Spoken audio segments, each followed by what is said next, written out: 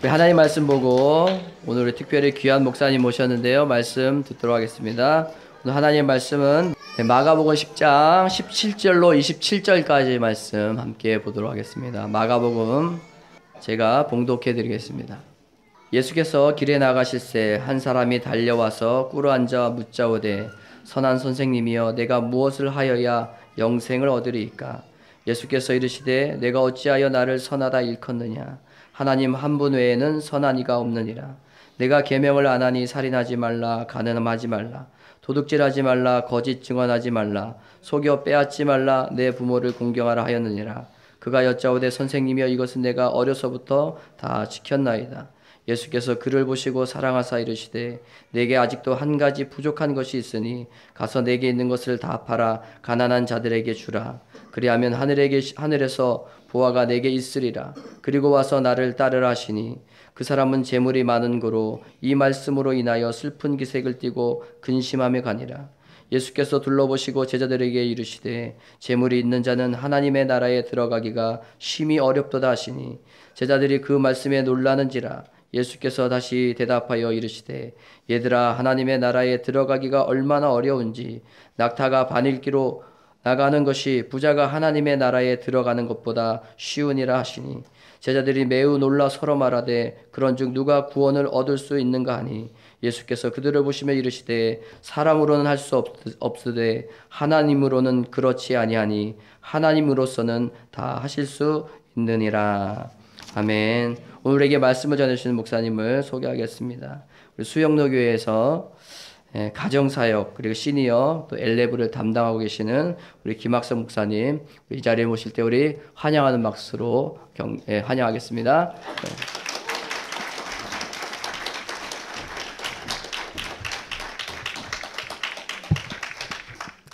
할렐루야.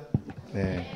사실 제가 할렐루야를 아멘으로 그렇게 하면 제가 좀 자신 있게 한번 설교할 수 있겠습니다. 할렐루야. 아멘. 아멘. 감사합니다. 특별히 수영로 교회에서 이제 정필도 목사님 아래 많은 교육자들이 은혜 받았는데요. 그 중에서 가장 많이 은혜 받은 분이 한 분 계십니다. 누굴까요? 김기복 목사님. 예, 저도 김기복 목사님 밑에서 교육전도 생활할 때 가장 존경하는 목사님 그리고 좋아하는 목사님. 김 목사님 저를 좋아할지 모르겠지만 저는 좋아하고 존경하는 목사님 중 목사님이에요. 예, 그런 목사님 교회에 와서 설교할 수 있다는 것은 하나님의 영광으로 생각하고요. 그리고 여러분 사람이 살면서 인생에 가장 축복된 것은 진짜 좋은 사람을 만나는 것입니다. 그렇지 않습니까? 여러분 축복받았습니다. 왜냐하면 여러분 진짜 좋은 목사님을 담임 목사님으로 모시고 있거든요. 복 중에 복인 줄 믿습니다. 예. 오늘 특별히 한 사람을 소개하고 싶은데요. 여러분 이 친구는 한 믿음 많은 친구입니다. 예, 한 믿음 많은 친구고요. 어렸을 때부터 교회 일이라면 열심히 특심이었어요. 예배에 한번 빠지는 일이 없습니다. 주일 학교 교사, 성가대면 성가대, 교회 봉사는 다 합니다. 그리고요. 성경은 또 얼마나 좋은지 집사님 보면 인사 잘하죠. 권사님 보면 인사 잘하죠. 순종 잘하죠. 게다가 성경은 또 얼마나 잘 읽는지 66권을 꿰뚫고 알고 있습니다. 그뿐입니까? 부모님 속 한번 섞이는 일이 없습니다. 지금 특별히 자녀들 양육할 때 얼마나 굉장히 많은 재정을 들여야 됩니까? 학원 보내야죠. 한두 개가 아니지 않습니까? 근데 한 번 학원도 가지 않고 중고등학교를 아주 모범으로 마치고요. 서울대학교에 한 번만에 합격합니다. 그것도 장학금을 받고 들어가고 4년 동안 올 A 장학금으로 등록금 한 번도 낸 적 없이 졸업합니다. 그리고 또 대학 시절에 ROTC를 해서요. 여러분 ROTC 아시죠? ROTC를 해서 바로 졸업 후에 육군에 소위로 임관합니다. 그뿐입니까? 또 군생활하는 중에 미리 그 고위 공직 시험을 준비해서요. 제대 후 1년 만에 5급 공무원 시험에 합격해서 앞날이 창창한 젊은이가 있습니다. 여러분 어떻습니까? 소개시켜 드릴까요? 결혼 안 하신 우리 자매님들 계시면 관심 없습니까? 아니면 사익감으로 따로 연락해 주시면 제가 연락을 드는데요. 지금 이 얘기를 왜 하냐면요. 여러분 괜찮은 친구죠? 이런 친구 이 온사 커뮤니티 교회에 있으면 안 좋겠습니까? 좋습니다. 여러분 이런 친구, 이런 청년이 오늘 지금 예수님 앞에 무릎 꿇고 예수님, 선한 선생님, 무엇을 해야지 영생을 얻습니까? 라고 무릎 꿇고 얘기한 이 젊은 친구가요, 이런 친구로 이렇게 살았단 말이에요. 이렇게 완벽하게 믿음 생활 잘하면서. 그것뿐입니까? 이 청년은요, 여러분, 젊죠, 부자죠, 관원이라고 또 설명하고 있어요. 누가복음에는. 여러분, 멋지지 않습니까? 젊은 나이에 믿음 좋죠, 성실하죠, 착하죠, 예의 바르죠, 또 부자죠, 또 간직에, 그것도 높은 고위 공직자죠. 여러분, 좋지 않습니까? 근데 이 친구가 지금 예수님께 지금 무릎 꿇고 와서 했던 질문이 오늘 첫 대목입니다. 다시 읽어드리면, 선한 선생님, 내가 무엇을 해야 영생을 얻겠습니까? 여러분, 청년에게는 또 영적 목마름이 있었습니다. 또 그동안 자기가 얼만큼 믿음 생활 잘했던 청년인지를 또 인정받고 있던 싶은 마음도 있었을 거예요. 예수님께 선한 선생님이라고 얘기했는데요. 여기서 왜 선한 선생님이라고 호칭했다면, 이 당시에 유대에는 랍비나 바리새인들에게 붙여진 호칭이 그 선한 선생님이었어요. 그래서 이 친구도 예수님께 나오면서 선한 선생님 하고 호칭을 합니다. 여러분, 예수님께서 이 젊은 친구의 대답에 네가 어찌하여 나를 선하다 일컫느냐, 하나님 한 분 외에는 선한 이가 없다라고 얘기하시거든요. 그 조금 이상합니다. 질문과 대답이 틀립니다. 물었던 질문은 무엇을 해야 영생을 얻습니까? 라고 대답했으면, 물었으면 예수님께서 뭐라고 대답했습니까? 그래, 안 그래도 내가 잘 들었는데 영생을 얻으려면 이런 삶을 살아야 한다 하고 그렇게 답을 얘기해 주셔야 되잖아요. 근데 전혀 이것과 상관없는 그런 답을 주십니다. 근데 예수님께서 하나님 한 분 외에는 선한 이가 없다라고 말씀하신 거는요, 지금 이 청년에게 하나의 문제점이 있었어요. 자기도 알지 못하고 평생 살았던 그 문제점이 무엇인지 정확하게 알았기 때문에 하나님 한 분 외에는 선한 이가 없다라고 청년에게 얘기하는데, 이 청년은 예수님께서 뭘 하시는지 도저히 알 길이 없습니다. 왜냐하면 이 청년이 생각하는 선함의 기준과 예수님께서 생각하는 선함의 기준이 달랐습니다. 여러분, 청년은 이 구원에 대한 영적 목마름으로 질문했습니다. 무엇을 해야 영생을 얻을 수 있습니까? 청년의 문제는 뭐였냐면요, 구원을 얻으려면, 영생을 얻으려면 무언가를, 어떤 일을 해야만 된다고 생각했습니다. 특별히 어떤 일? 선한 일, 선행들을 해야지 어떤 그 구원함을 얻을 수 있는 영적 목마름에 있었습니다. 여러분, 우리가 선한 일, 어떤 영생을 얻기 위해서는, 하나님 나라에 들어가기 위해서는, 천국 시민이 되기 위해서는 여러분, 우리가 무엇을 해야지 하나님 나라의 자녀가 됩니까? 어떻습니까? 김기 목사님은 어떻게 하셨습니까? 아니지 않습니까? 이거는 하나님의 전적인 은혜거든요. 여러분, 그리고 예수님께서 이어서 청년에게 말씀을 해주시는 것이, 이 청년이 그동안 너무 잘 알고 있었고 그리고 너무 잘 지켜왔던 계명들을 말씀합니다. 19절, 네가 계명을 안 하니 살인하지 말라, 간음하지 말라, 도둑질하지 말라, 거짓 증언하지 말라, 속여 빼앗지 말라, 네 부모를 공경하라 하였느니라 라고 그 친구한테 물었습니다. 여러분, 이 계명이 10계명 중에서 몇 계명에서 몇 계명까지인지 아십니까? 5계명에서 10계명까지의 계명입니다. 성경은 구약 39권, 신약 27권에서 총 66권인데요.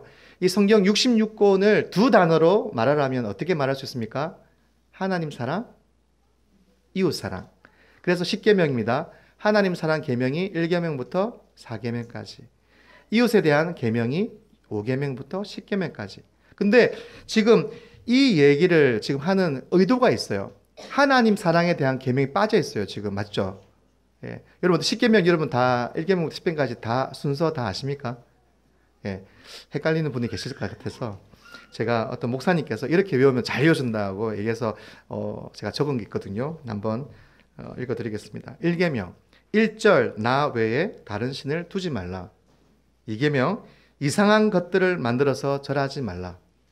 3계명 삼가 여호와의 이름을 망령되어 일컬지 말라. 4계명 사사로운 것들을 금하라. 안식일 날에는. 5계명 오만이 아버님을 공경하라. 6계명 육체를 살인하지 말라. 7계명 칠보단장한 여인을 삼가 주의하여 간음하지 말라. 너무 예쁘게 단장하고 오지 마십시오. 그 다음에 8계명은 팔뚝으로 도둑질하지 말라. 9계명 구구절절히 거짓말하지 말라. 10계명은 마음 심자를 써가지고요. 심, 남의 것을 탐하지 말라. 조금 쉽죠? 예, 마음에 잘 새기시를 바랍니다. 지금 예수님께서 이웃에 대한 계명을 이렇게 청년에게 얘기해 줄 때요, 청년이 자신감이 넘쳤어요. 왜냐하면 이 청년은 이것을 어려부터 다 지켰거든요. 그래서 뭐라 합니까? 바로 얘기합니다. 이것은 내가 어려서부터 다 지켰나이다. 얼마나 자신감이 넘쳤냐면요, 예수님께서 말씀 떨어지자마자 예수님 그거는요, 제가 어떻게 어렸을 때부터 한두 개도 아니에요. 다 지켰습니다. 여러분, 지금 저희들이 얘기한 5계명부터 이 10계명까지 사실 정말로 진실로 지키는 게 사실 어렵습니다. 여러분 어떻습니까? 잘 지키고 계십니까? 어렵거든요. 근데 이 젊은 친구가 당당하게 자신 있게, 예, 저는 다 지켰어요 라고 얘기하는 거예요. 정말 대단하죠. 근데 이때 예수님께서 이 청년의 문제를 정확하게 집어대 가지고요, 이번에는 청년이 물었던 질문, 무엇을 해야 영생을 얻겠습니까? 라는 그 형식에 맞춰서 답을 주십니다. 예, 21절 말씀 제가 읽어드릴게요. 예수께서 그를 보시고 사랑하사 이르시되 내게 아직도 한 가지 부족한 것이 있으니 가서 네게 있는 것을 다 팔아 가난한 자들에게 주라. 그리하면 하늘에서 보화가 네게 있으리라. 그리고 와서 나를 따르라 하시니. 여러분, 이 말을 절대로 오해해서는 안 됩니다. 지금 예수님께서 구원을 받으려면 재물을 다 팔아가지고 가난한 자들에게 주어야지, 그런 선행을 해야지만 구원을 받을 수 있다, 이 말을 하는 게 맞습니까? 아닙니까? 이 말 하는 게 아니거든요. 어떤 물질을 바쳐야지, 뭐 선교 헌금을 하고 교회를 위해서 재산 다 팔아서 헌금을 해야지 그렇게 천국에 들어간다, 그런 관점이 절대로 아니고 삶의 우선순위를 지금 말씀하고 있는 거예요. 이 청년의 문제는요, 삶의 우선순위에 문제가 있었습니다. 여러분, 예수님의 말씀은 이런 얘기예요. 하나님을 정말로 사랑한다면 그 열매가 어떻게 나타내냐면 이웃사랑으로 내가 가진 것들을 나누어 주면서 소외된 자를 섬기면서 이웃사랑으로 나타나야지 하나님의 사람이자 그 사람이 결국 천국에 갈 수 있는 구원받은 그런 하나님의 자녀임을 드러내는 방법이 그런 섬김이라는 걸 얘기합니다. 이런 물질이 하나님보다 더 우선순위에 있어서는 절대로 안 됩니다. 그리고 예수님께서 나를 쫓으라고 말씀하셨습니다. 여러분, 예수님께서 답을 말씀해 주셨죠. 이제 답을 알았습니다. 이 청년이 오랫동안 궁금했던 답, 영생을 얻으려면 무엇을 해야 되는지 예수님께서 정확하게 말씀해 주셨어요. 근데 여러분, 정확하게 알았으니까 청년이 기뻐해야죠. 예, 즐거워해야죠. 예수님 감사합니다. 이제 알겠습니다 하고 그래 기쁘고 그렇게 해야 되는데, 여러분 그 반응은 어떻습니까? 22절에 그 사람은 재물이 많았습니다. 재물이 많은 고로 이 말씀으로 인하여 슬픈 기색을 띠고 근심하며 가니라. 청년이 얼마나 부자였는지 모르겠지만 여러분, 근심하며 돌아갔습니다. 이 청년의 문제는 뭐였냐면 구원의 문제, 영생의 문제에 목마름은 있었지만 자신이 율법을 다 지켰다고 생각하고 살았습니다. 예, 자신했었습니다. 근데 청년이 율법을 접근한 이해와 예수님께서 알고 계신 율법의 순종은 달랐다는 거예요. 지킬 뿐이었어요. 정말 마음에서는 순종은 하지 않았다는, 몰랐다는 거예요. 청년의 문제가 우선순위가 바뀌어 있었다는 겁니다. 여러분, 하나님보다 뭐가 그 청년의 인생의 우선순위에 있었다는 얘기입니까? 돈입니다, 돈. 그리고 영생을 얻는 목마름보다 뭐가 그의 인생을 먼저 붙들고 있었습니까? 돈이었습니다. 그 친구가 이제서 깨달은 거예요. 예. 사실 예수님께서는 이 청년에게 인생의 패러다임을 바꿀 수 있는 답을 주셨습니다. 이 청년은 영생에 관한 질문을 무엇을 해야지만 얻을 수 있습니까? 라고 이해했습니다. 그리고 이 청년이 모르고 있었던 하나의 문제가 뭐냐면 자기가 재물을 어떻게 생각하는지, 그 문제였어요. 예수님께 그걸 정확하게 해가지고 꼬집어서 다 팔아 가난하게 주고 나를 따르라고 하십니다. 이 청년에게는 아직도 이 재물이 영생의 문제보다 하나님의 사랑보다 더 우선순위에 있었다는 겁니다. 자신이 영생의 목마름으로 물었던 그 질문의 답을 이제는 알았지만 재물이 그에게 더 소중해서 근심하며 돌아갑니다. 세상에서 여러분 마지막으로 붙들어야 한다면 무엇을 붙들어야겠습니까? 하나님 말씀을 붙들어야 되고 순종함을 붙들어야 되는데 지금 이 친구는 진짜 붙잡아야 할 것을 결국 알면서도 근심하고 돌아가는 그런 이야기는 끝이 납니다. 예수님께서 이 말씀을 하고 계신 이유는 어떤 이유냐면 하나님 사랑이 어떻게 현실로 나타나는지에 대해서 정확하게 우리에게 알려주고 있는 겁니다. 내가 가진 것을 나누는 것으로 이웃 사랑으로 드러나야지만 하나님의 자녀인 것을 얘기하고 있습니다. 아까 성경을 두 단어로 표현하면 뭐라고 얘기했습니까? 하나님 사랑, 이쪽에는 이웃 사랑. 여러분 그 순서가 절대로 바뀌면 안 되는 거예요. 하나님 사랑, 그래야지 그 사랑으로 이웃을 섬길 수가 있는 겁니다. 내 사랑으로 섬기면 절대로 안 되는 거예요. 내 의가 드러나는 거예요. 하나님 주신 사랑으로 섬기는 겁니다. 여러분 예수님께서 이 땅에 오셨습니다. 이 땅에 오셔서 예수님께서는 우리에게 뭘 주셨습니까? 모든 걸 다 주셨어요. 그 인생을 전부 다 주셨습니다. 그래서 어떻게 섬기기까지 할 때 죽으셨습니다. 십자가에 달려서 우리 위해서 전 인생을 십자가에 주시는 그 은혜가 있었기 때문에 우리가 지금 이 자리에 앉아 있는 줄 믿습니다. 여러분 우리의 우선순위를 한번 다시 살펴봤으면 좋겠습니다. 가장 소중하고 중요한 우선순위에 여러분 뭐가 있습니까? 공부가 있습니까? 아니면 결혼하는 게 먼저입니까? 뭐가 있습니까?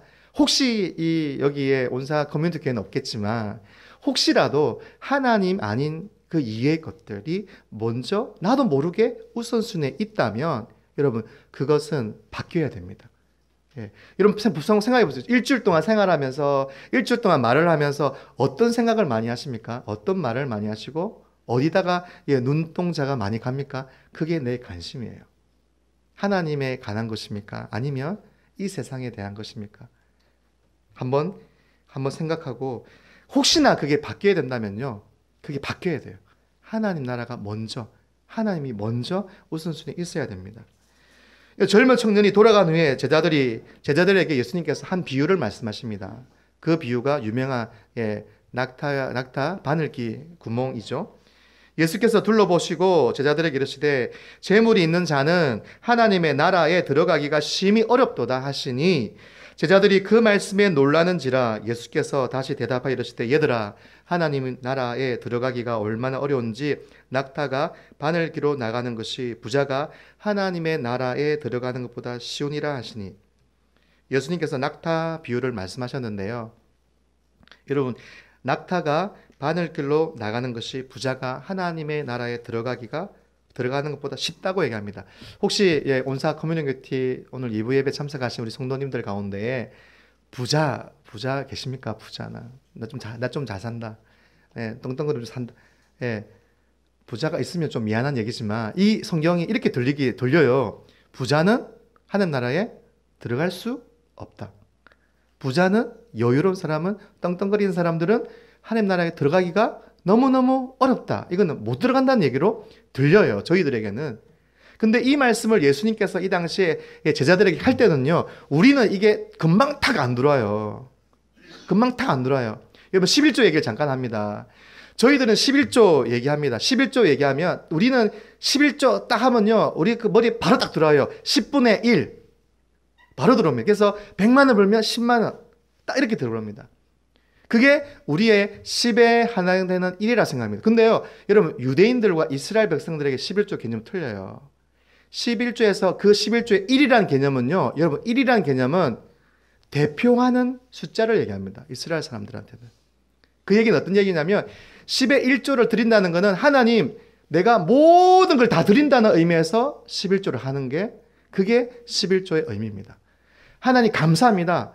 하나님 주신 모든 걸 감사하고 내 것이 아닌 하나님 것을 다 드립니다. 그런 의미로 상징적으로 10분의 1을 드리는 그 일이 대표되는 모든 걸 다 드립니다라는 의미가 11조의 의미고요. 우리는 어떻게 합니까? 11조 그러면 바로 10분의 1 바로 계산이 나오죠. 마찬가지로 지금 이 비유를 할 때 저희들은 그럼 부자는 예수님 나라 들어가기 힘드나? 천국에 들어가기 힘드나? 사실 틀린 얘기도 아니죠. 근데 또 생각해보면 또 다른 얘기거든요. 정확하게 조금 아리까리하거든요. 근데 이 제자들은 이 지금 예수님께서 무슨 얘기를 하는지 바로 압니다. 그게 무슨 말이냐면, 여러분, 이 당시에 이스라엘에는 예루살렘 성 안에는요, 큰 문이 있었습니다. 큰 문이 있어서 낮 시간에는 열려 있습니다. 많은 사람들이 수백 명이 오고 갑니다. 문제가 없습니다. 예, 마차도 갈 수 있고요. 그리고 특별히 그 당시에 많은 사람들이, 여러분, 무엇을 상인들이 어디에다가 짐을 싣고 물건을 팔러 가냐면 낙타에다가 많은 짐을 싣고 여행을 합니다. 자, 저녁이 되면 문이 딱 닫혀요. 그러면 사람이 들어갈 수가 없어요. 예. 그래서, 예, 나중에 시간이, 못 지켜서 그 성문에 못 들어간 사람들은요, 밤에서 지낼 수가 없거든요. 예. 그래서 들어가야 잠을 자지 않습니까? 안전하게. 근데 그것을 위해서 시간을 못 미쳐서 도착하지 못했던 사람, 문이 닫히고 난 다음에 도착했던 그런 사람들을 위해서 그 큰 문 옆에다가 조그만 문을 하나 만들어 놨습니다. 그 문이 어떻게 생겼냐면 바늘 구멍처럼 생겼어요. 딱 한 사람 정도 들어갈 수 있는 문이 생겼어요. 자, 이 얘기는 무슨 얘기냐면, 여러분, 그 당시 많은 부자들이 낙타를 가지고, 예, 사람들을 시켜서, 예, 돈을 벌었습니다. 그걸 많이 팔았습니다. 자, 낙타가 한 마리, 두 마리가 아니죠. 많은 여러 마리를 다니고, 예, 지금 상인들이 지금 오는데요. 나중에 저녁이 돼서 문이 닫혔습니다. 낙타에 많은 짐이 있습니다. 사람도 들어가기 힘든데 낙타 들어가기 어렵겠습니까? 쉽겠습니까? 못 들어가는 거예요. 그럼 어떻게 들어갔습니까? 짐을요, 다 내려야 돼요. 짐을 전부 다, 낙타에 있는 짐을 다 내려가지고요, 자기 들어가고, 낙타 억지로 예, 굽히고 해가지고요, 몇 사람이 낑낑거리고 들어가고, 물건도 어떻게 합니까? 하나씩 큰 거는 못 들어가고, 그렇게 해야지 여러분 이 바늘귀 같은 좁은 문으로 들어갈 수 있는 거예요. 이 얘기하는 이유는요, 그 당시에 부유했던 유대인들이 있습니다. 그 부유했던 유대인들은요, 자기는 선택받았다 생각해요. 야, 자기는 하나님께서 선택한 민족이기 때문에, 자기는 잘 살기 때문에 나는 하나님께서 축복한 사람이라 생각합니다. 근데요, 문제가 뭐냐면 하나님의 사랑받았다고 생각하는 그 선택된 받았던 유대인들 부자들이 소외된 사람들을, 그 당시에 소외된 사람 돌아보질 않습니다. 가난한 사람들, 가보된 사람들, 병든 사람들 돌아보지 않아요. 오히려 어떻게? 아프고 힘들고 가난한 그런 사람들을요, 손가락질 합니다. 저것들은 첫째부터, 어떻게 태어날 때부터 하나님께 저주받아서 저런 인생을 살지. 예? 그렇게 합니다. 근데 어떻게 합니까? 여러분, 우리가 기도문에도 이런 이야기 했죠. 바리새인들, 율법학자들이 기도합니다. 주님, 저는 11조를 몇 번 했고요. 그리고 어떻게 기도를 몇 번 했고요. 이런 기도합니다. 근데 어떤 사람이 앉아서 기도합니다. 고개도 못 들고, 주님, 저는 죄인입니다. 하나님께서 누구의 기도를 받으셨답니까? 저는 죄인입니다. 고개를 못 들고. 여러분, 이 당시에 하나님 사랑하는 사람들은요, 그 사랑으로, 예, 섬기는 걸로 나타나야 되는데, 이때 유대인들은 절대 섬기는 게 없는 거예요. 그것을 지적하는 겁니다. 그 얘기는요, 굉장히 사실 무서운 얘기입니다. 어떤 얘기냐면, 그런 유대인들, 자기들은 선택받아 생각해서, 예, 잘 먹고 잘 샀던 그 유대인들은요, 어떻게? 하는 나라에 들어간다, 못 들어간다? 못 들어간다. 자기는 나중에 하나님 나라에 간다고 생각해요. 왜? 선택돼 받은 백성이기 때문에. 근데 예수님께서 이 얘기를 하시면서 경고의 메시지를 던지는 거예요. 사실 어떻게 보면 무시무시한 얘기입니다. 부유한 자들, 그 당시에 소외된 자를 돌보지 않았던 모든 자들은 어떻게? 하나님 나라에 들어갈 수 없다. 여러분, 이 얘기를 예수님께 하시는 거죠. 여러분, 정말 감사한 것 중에 예수님을 만난 부자들이 우리나라에 많이 있습니다. 전 세계에 많이 있습니다. 그들이 돈을 벌었어요. 가난한 사람들, 힘든 사람들 주님의 이름으로 돕습니다. 얼마나 감사한지 모릅니다. 여러분, 저희들 잘 살아야 합니다. 특별히 기도인들도 잘 살아야 합니다. 그래서 어떻게 됩니까? 남주는 인생 살아야 됩니다. 여러분, 정말 기독교의 그 진리 가운데 여러분, 우리가 돈 벌어서 하나님 나라를 위해서 남주는 인생을 살아야 될 줄 믿습니다. 여러분, 지금 온사 커뮤니티 교회도 우리 담임 목사님께서 그런 어떤 이상과 그런 어떤 것들 남을 돕고 하나님께 주신 그 은사와 재능을 기부하는 그런 것들에 대해서 제가 얘기 들은 적이 있습니다. 맞죠? 네. 여러분, 우리가 삶을 살 때, 우리가 돈을 벌을 때 어떻게? 남 주기 위해서 돈을 벌어야 되는 거예요. 하나님 나라를 위해서. 우리 친구들 지금 고등학교 우리 대학생들도 있는지 모르겠는데요. 공부 왜 안 좋아합니까? 열심히 공부해가지고요. 남 잘 되기 위해서 공부하는 거예요. 할렐루야. 맞습니다. 남 잘되기 위해서 우리가 살아야 되는, 그게 하나님 나라의 기독교의 진리인 겁니다. 네. 여러분, 재물이 필요하죠. 돈이 필요하죠. 근데 인생에 있어서 이 물질의 가치관이 우리가 살아가는 이유가 되어서는 절대로 안 됩니다. 목적지가 되어서는 안 됩니다. 하나님께서 우리에게 물질을 주신 이유는, 은사를 주신 이유는 하나님 나라를 위해서 어떻게 영광을 위해서 사용해라고, 쓰라고 주신 것이 하나님 나라의 은혜인 줄 믿습니다. 제자들은 이 가르침에 깜짝 놀랐죠. 예, 깜짝 놀라면서 이렇게 얘기합니다. 제자들이 매우 놀라 서로 말하되 그런즉 그러면 누가 구원을 얻을 수 있는가 하니 예수께서 그들을 보시며 이르시되 사람으로는 할 수 없으되 하나님으로는 그렇지 아니하니 하나님으로서는 다 하실 수 있느니라. 여러분, 저희는 할 수가 없습니다. 그렇지만 이 땅에서 나의 노력과 나의 수고로 그 결과로 하나님 나라에 들어갈 수 있는 것이 아니라 전적이 하나님의 은혜인 줄 믿습니다. 그래서요, 우리가 지금 있는 그 일터와 우리가 지금 돈 벌러 다니는 그 직장은요, 어떤 장소에 되냐면 생명을 살리는데 사용해라고 보낸 거예요. 보낸 곳이에서요. 그것을 열심히 일해서 받은 거 가지고요, 어떻게 사람 살리는데 남 주는 데 써야 됩니다. 아멘이십니까? 예. 여러분, 돈에 대한 얘기를 잠깐 마치고자 합니다. 여러분, 이 돈에는 어마어마한 영향력이 있습니다. 여러분, 마태복음 6장 24절에 이렇게 되어 있어요. 너희가 하나님과 재물을 겸하여 섬기지 못하느니라. 재물이 얼마나 큰 영향력이 있냐면요, 하나님과 재물을 겸하여 섬기지 못한다는 겁니다. 선택한다면 하나님 편에 설 것인지 재물 편에 설 것인지 선택을 합니다. 이게 왜 말이냐면, 여러분, 이 재물이라는 이 말이 어떻게 만몬, 여러분 만몬 들어봤죠? 만몬. 이 재물은 만몬이라 얘기해요. 만몬.